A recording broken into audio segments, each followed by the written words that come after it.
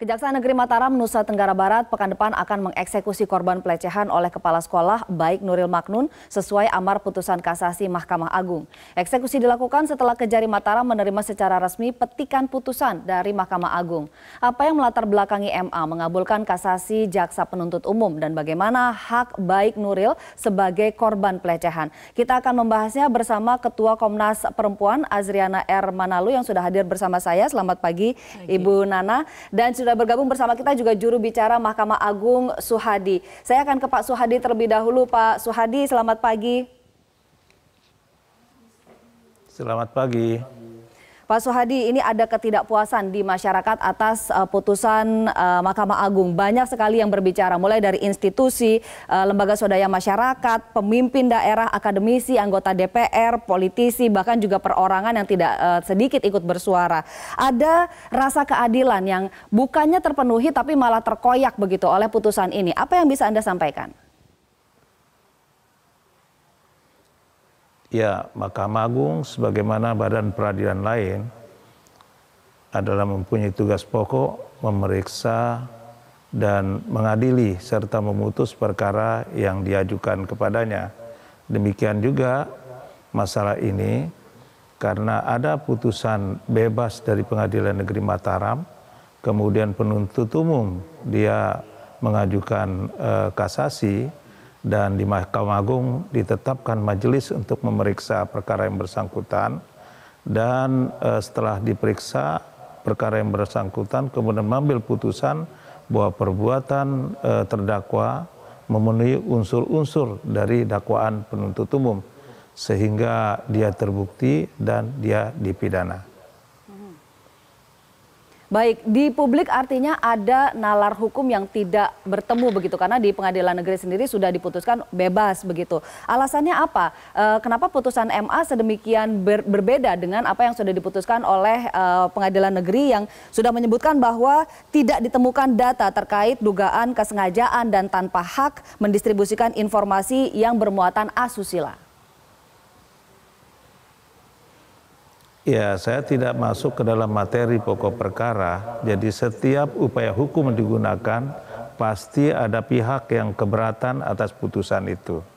Jadi dengan demikian kalau putusan pengadilan negeri itu menyatakan terdakwa bebas, maka pihak penuntut umum mempunyai hak dia untuk mengajukan upaya hukum, yaitu kasasi.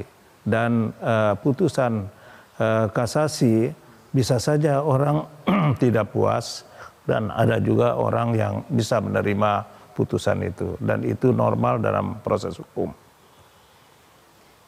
Baik, tuntutan untuk memberikan penjelasan atas putusan yang sudah diambil juga keluar dari salah satunya Fahri Hamzah, Wakil Ketua DPR, bahwa agar nalar hukumnya ini sampai ke publik begitu. Apakah nanti akan ada penjelasan khusus, Pak Suhadi?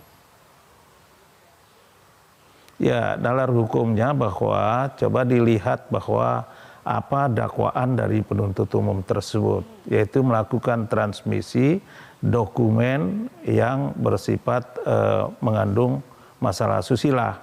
Nah, di dalam hasil rekaman itu ternyata memenuhi unsur-unsur itu, bahwa di situ alat bukti ada HP-nya yang untuk merekam, kemudian ada laptop yang menerima hasil rekaman itu. Dan itu merupakan proses transmisi dari satu subjek ke subjek yang lain. Baik, penjelasan mengenai nalar hukum ini salah satunya bisa didapat dari salinan putusan ya Pak ya, salinan putusan MA yang sampai saat ini belum diterima begitu baik oleh kuasa hukum, begitu publik juga belum bisa mengakses. Padahal ini sudah mau 2 bulan dari putusan yang diambil pada akhir September lalu. Meskipun petikannya sudah, tapi salinan putusannya belum. Apa yang membuatnya sedemikian lama? Ya, setiap putusan itu melalui proses minutasi namanya. Jadi putusan kemudian dikoreksi oleh asisten atau panitera pengganti, kemudian diteliti kembali, dikoreksi oleh anggota majelis. Setelah itu baru dipublikasikan atau dikirim ke pengadilan pengaju. Kita harapkan bahwa putusan ini tidak lama untuk bisa dikirim kembali ke pengadilan pengaju. Tapi apakah dengan modal petikan putusan saja Kejari sudah bisa melakukan eksekusi, Pak? Ya, memang di dalam pasal 270 Kitab Undang-Undang Hukum Acara Pidana bahwa putusan pengadilan pidana itu dilaksanakan oleh jaksa. Untuk itu panitera pengadilan mengirim salinan putusan kepada jaksa. Tetapi di dalam praktek dengan petikan putusan sudah bisa dilaksanakan putusan berdasarkan surat edaran Jaksa Agung tahun 2004 ya, bahwa waktu itu Jaksa Agung Pak M.A. Rahman yang menyatakan bahwa dengan petikan putusan sudah bisa dilaksanakan eksekusi. Baik, saya ke Ibu Nana. Bu Nana, Komnas Perempuan juga ikut bersuara dalam kasus ini. Bagaimana Komnas Perempuan melihat apa yang terjadi dan menimpa Ibu Nuril? Yang kita sayangkan kasus pelecehan seksualnya sendiri itu meski seharusnya sudah dikenali dari tahapan penyidikan, itu tidak pernah dimunculkan dan dikembangkan, kemudian menjadi bagian dari pertimbangan hukum.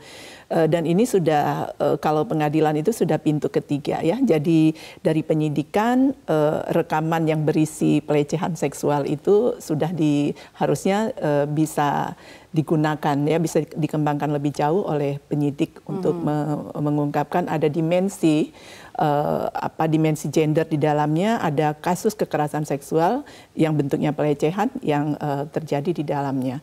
Nah, ini tidak pernah muncul dan bahkan sampai putusan terakhir pun kalau kita mempelajari putusan bebas yang dikeluarkan oleh Pengadilan Negeri Mataram, pertimbangan peristiwa pelecehan seksualnya juga tidak muncul sama sekali ya, selain keterangan yang diberikan oleh Komnas Perempuan sebagai saksi ahli, yang dikutip di situ bahwa Komnas Perempuan menyatakan ada kekerasan seksual di dalam kasus tersebut.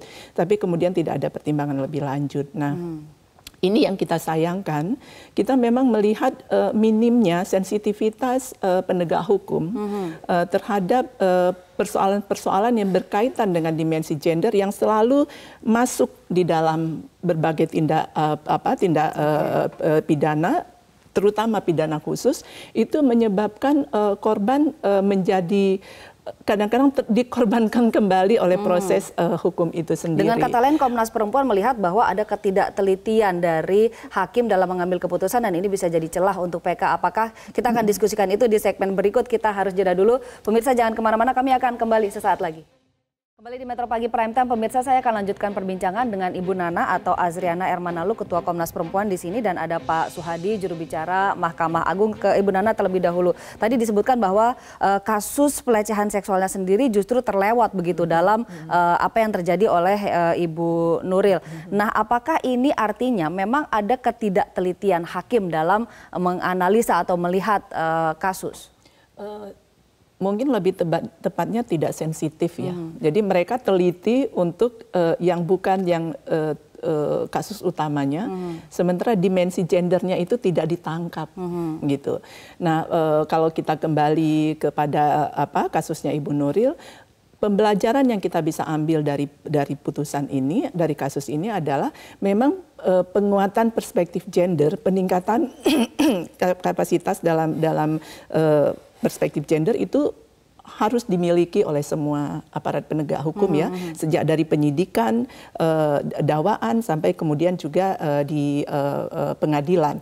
Nah, satu langkah maju yang harus diapresiasi dari Mahkamah Agung kan keluarnya Peraturan Mahkamah Agung nomor 3 tahun 2017 yang di dalam salah satu pasalnya, di pasal 4, di situ disebutkan salah satunya bahwa yang harus dipertimbangkan juga oleh hakim ya, agar hakim mempertimbangkan salah satunya ketidaksetaraan perlindungan hukum yang berdampak pada akses keadilan. Oke, ditegaskan dulu Bu, pelecehan seksual ini kasus delik aduan bukan?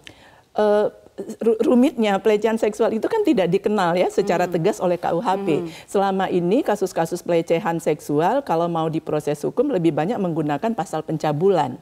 Dan kalau pencabulan itu setahu saya bukan delik aduan. Bukan delik aduan, jadi harusnya bisa diproses meskipun korban tidak melapor. Ya, kalau penegak hukumnya, ya kalau penyidiknya melihat bahwa oh ini kekerasan seksual, tentunya dia harusnya bisa menindaklanjuti itu. Oke, kita